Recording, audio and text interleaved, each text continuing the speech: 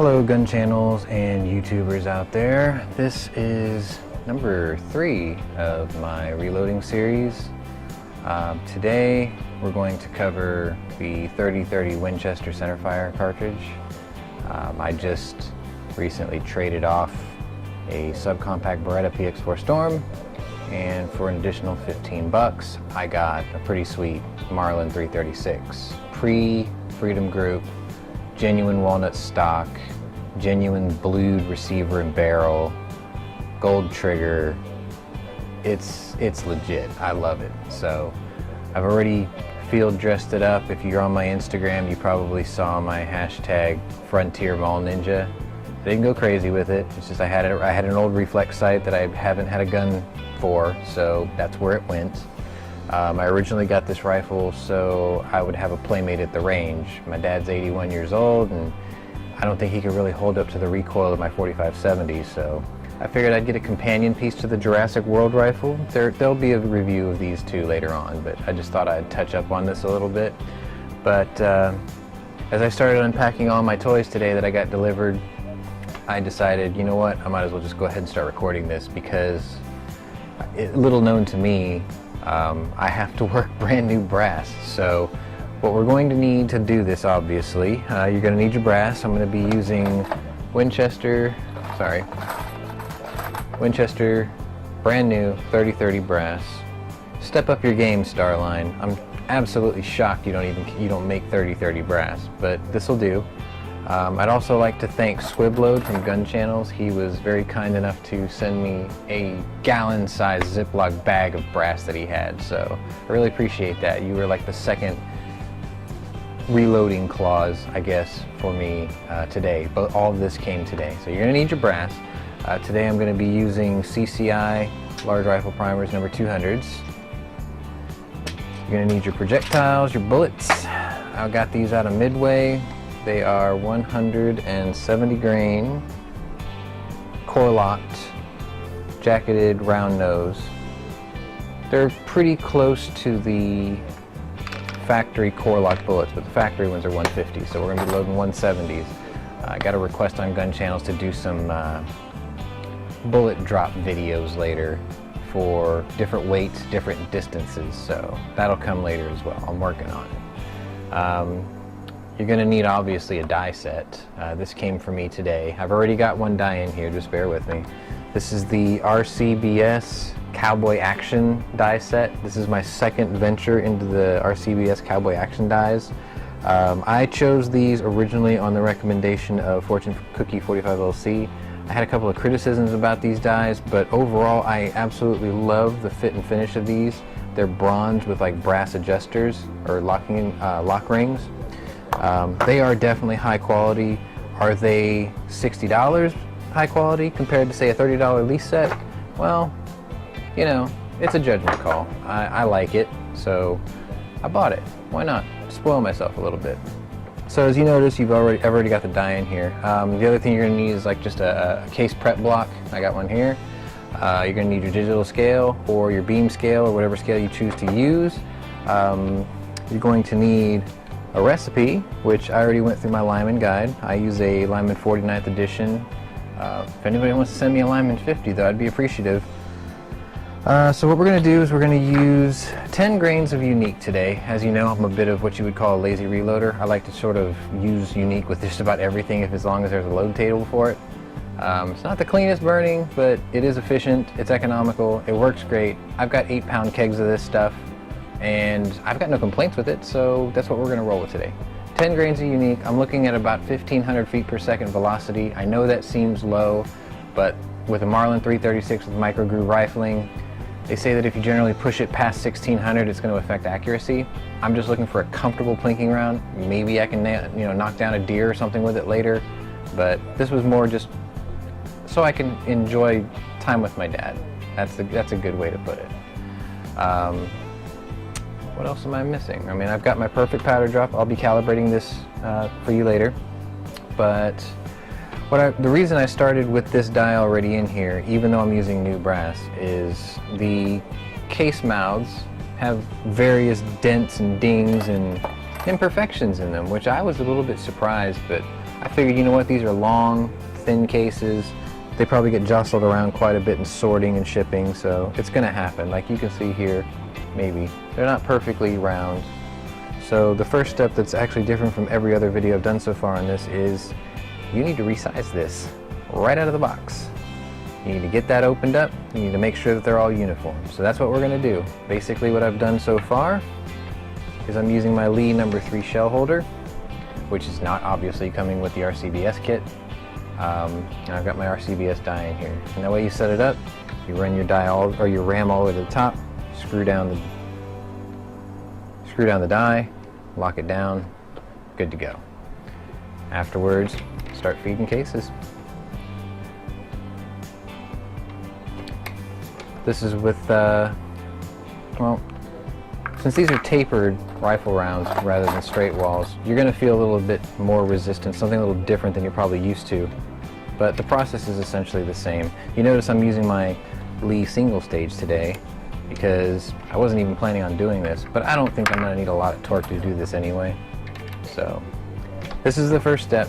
Before I get to anything else, there will be a chapter 2 because the brass that I did receive from Squibb is once fired, maybe twice fired, I don't know. But I'm going to go through these. There's 50 rounds to go. I'll see you on the other side of this and we'll get on to the next step. Okay, so we're at the expansion stage. We're going to flare out the case here just until the bullet can reach or fit into the tip.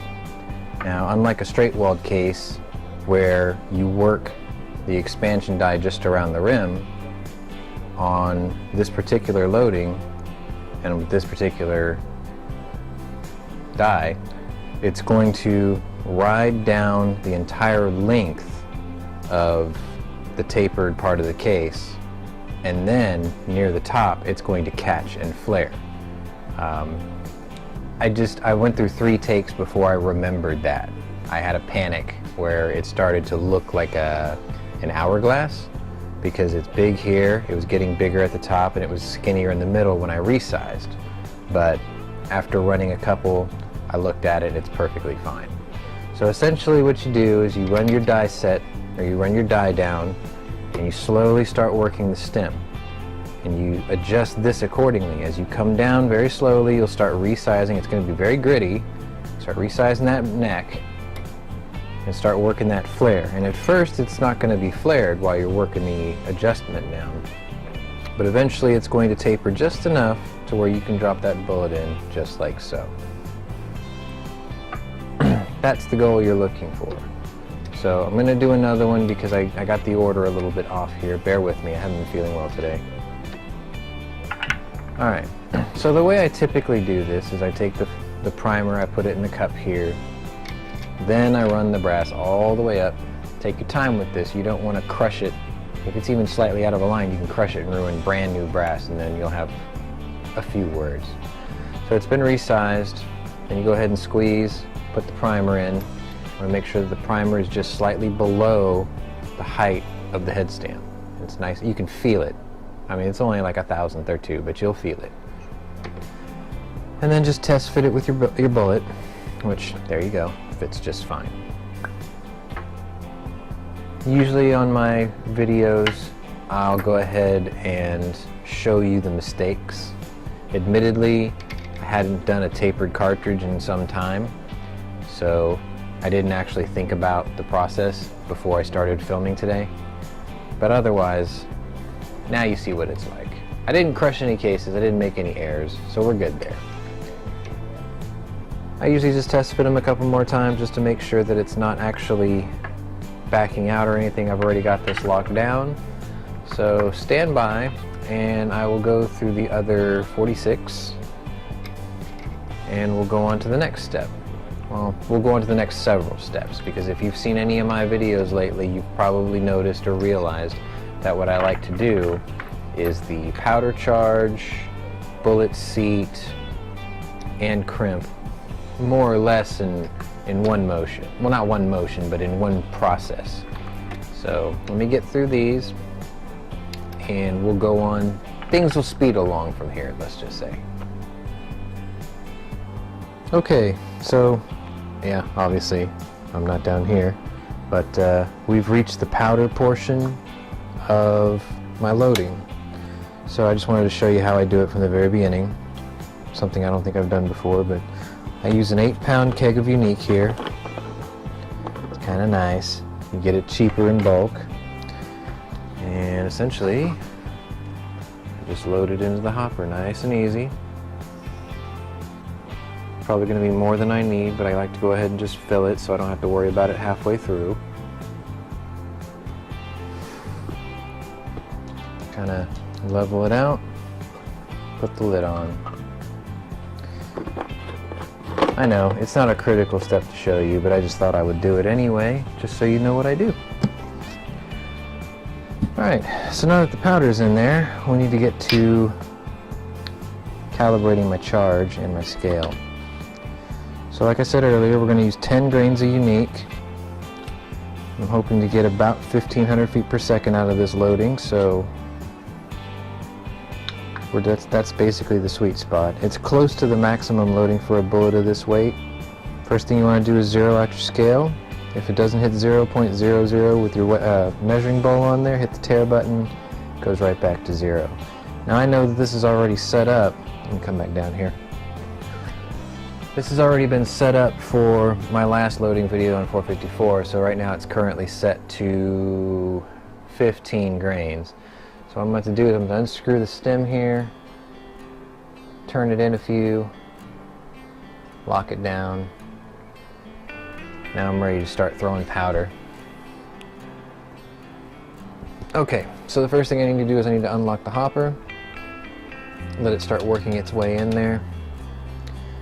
First couple of pours are going to be short, so I'm just going to open it, close it, dump it back in. It's not going to be a full one. Usually after about the third time I'll start measuring these. When we get a little closer, let's go ahead and do that now. Shake it even. And let's see what we got. 11.6. Alright. This is the most important part.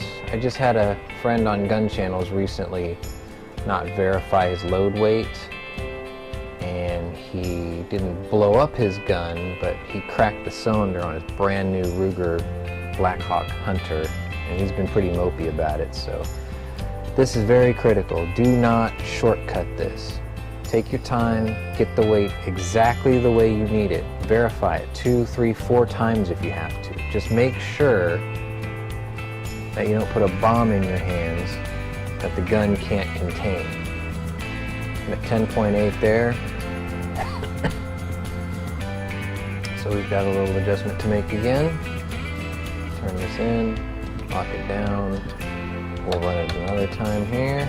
If you wonder why I tap this, Unique is a flake powder and sometimes doesn't meter all that clean, so I just tap it to make sure that I got everything in it and out of it.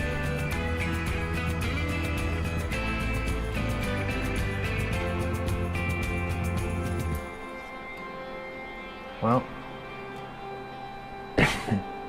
that says 10, and it keeps bouncing between 10 and 10.1. So let me do it again just to make sure. Take a look. See, now we're short. Now it's 9.7. This is that part about watching your metering. I'm saying measure twice or 3 times if you have to.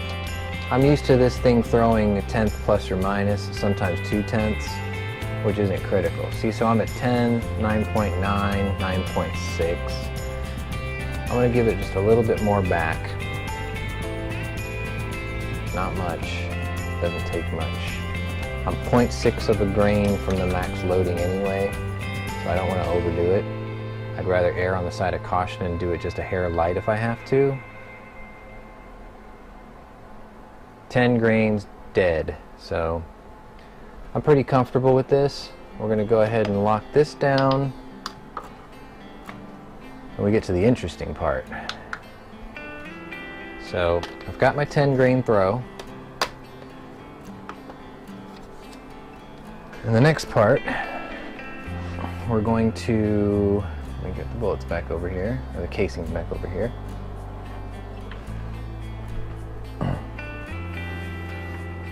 Alright, so this is that part of the process where I say that I like to get everything all done at once.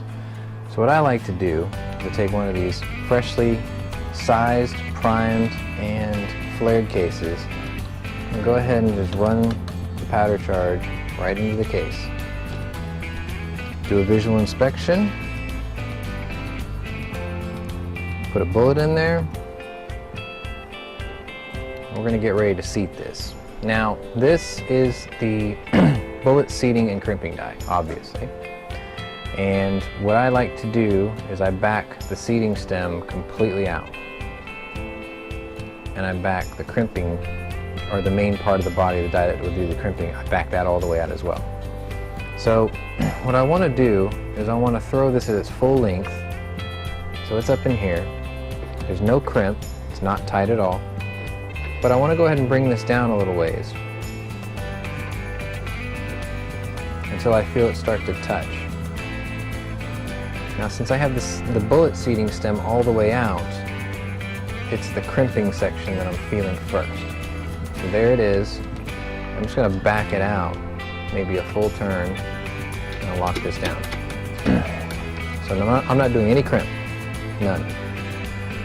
Go ahead and back this off to verify. The bullet's still way up top. I need to make it to this cantilever. I'm going to raise this up. I'm going to start lowering the seating stem all by itself. You're going to feel it touch, back it off. Now we got a long way to go, so I'm just going to do like 2 full turns. And you're going to start feeding that bullet down the casing. Still got a long way to go.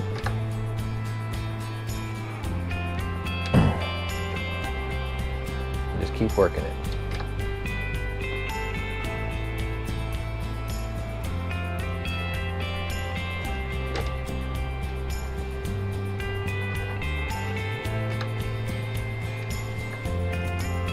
The closer you get, the more you want to check.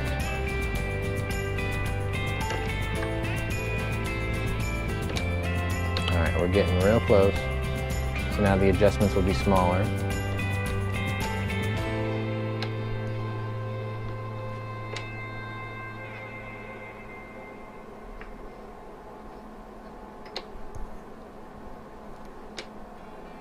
Maybe a little bit more. Alright. Now, I did leave out one step, or one part. Let me see if I can find it. Yeah. Alright. Now the overall length that I'm aiming for, if I can ever get my calipers out, there they are, is, looks like 2.521 overall. So, let me get my battery, put it in here. Usually when you have a bullet with a cantilever, you can just go straight to the cantilever, and that should do it for you. I'm just going to go ahead and take a look, just to see where we're at. I'm going to zero this out, set it to inches. We're going to measure this.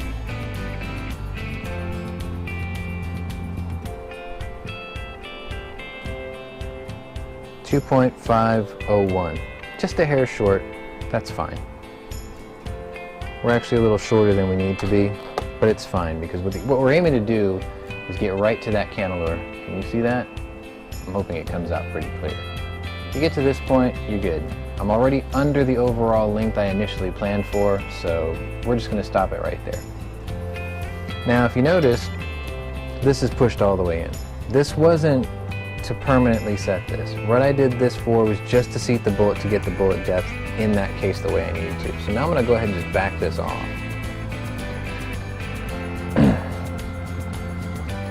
Because what I'm going to need to do now is take my 2 turns back, touch the case, start feeling for the crimp. I'm spinning, the brass is spinning in the die right now. We'll back this off, and we're going to do this maybe about 1/3 of a turn at a time. I don't want to overdo this. They're brand new. I don't want to wear them out too quickly.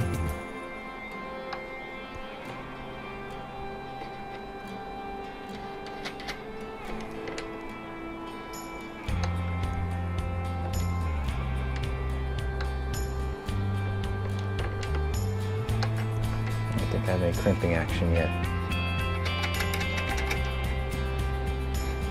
No, we're still coming down on it. Okay. Okay, there, now we're starting to feel it. All right, I'm gonna go ahead and back this off and start working this down. Take a look at your work. Go about a quarter turn at a time. I'm gonna lock this setting down real quick, take a look. Okay. That's pretty good. You can see it's crimped in there. I know it's just at the beginning of the cantilever, but this should be fine because I'm actually crimped into the bottom edge of the cantilever. We're just a hair short of the original overall length that I had planned, but this will work just fine. So, I've got this crimp setting locked down nice and tight, and now you just want to drop the seating stem back down just until it touches your bullet. So it's right there. Lock this down. And now you have the setting to make that round. So, seeing as this one's finished, I'll go ahead and put that in my case box and we'll repeat. So, I'm going to throw a powder charge, visual inspection, insert a bullet, run it through the die. Take your time when you run it through the die after you've set it. If that goes in any bit crooked, you can crush this. You have to start all over.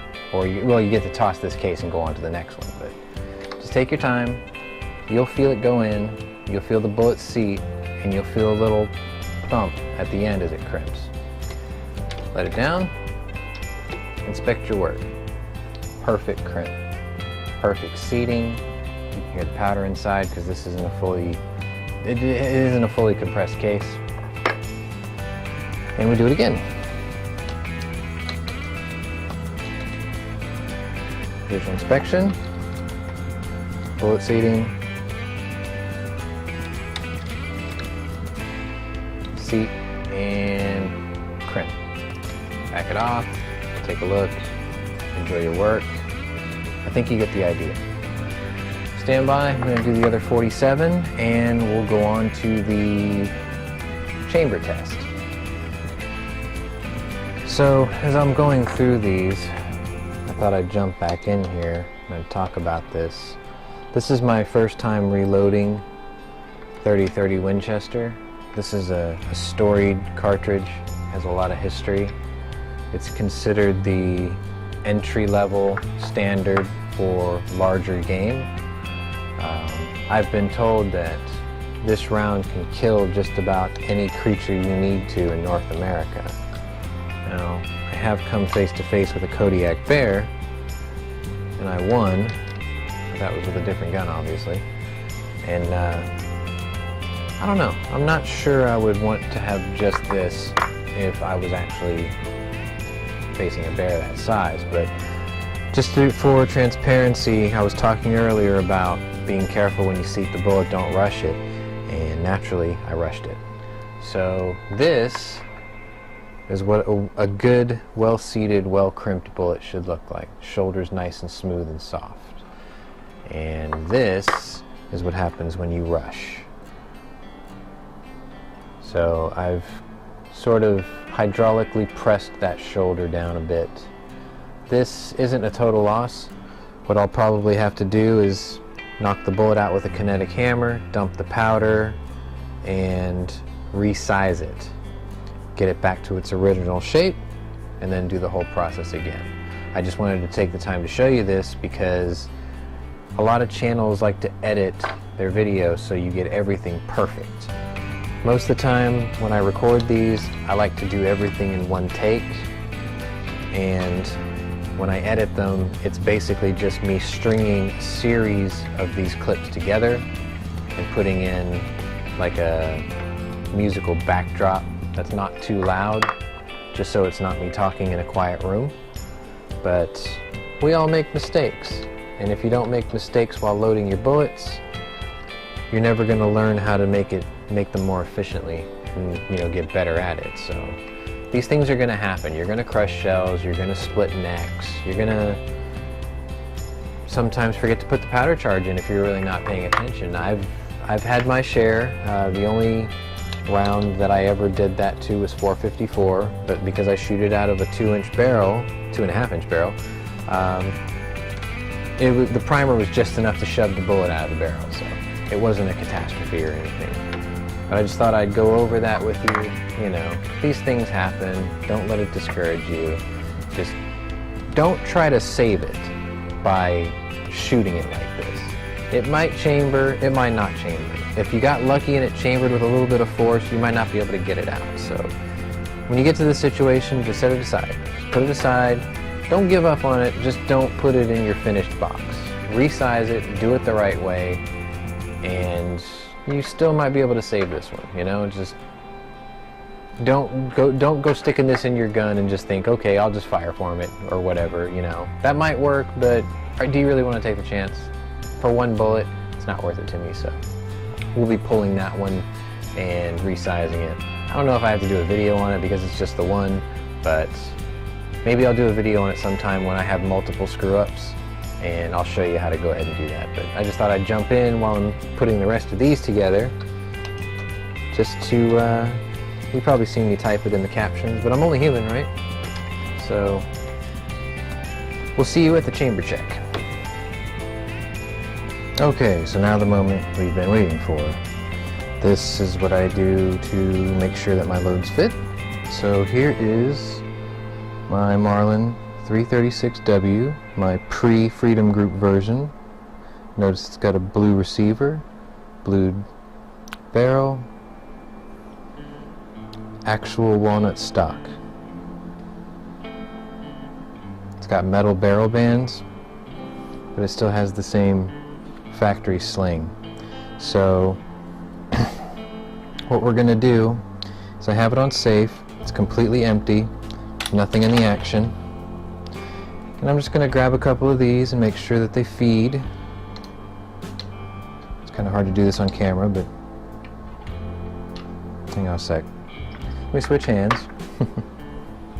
Okay. Am I still in frame? We're going to make sure they feed. Oh, oops.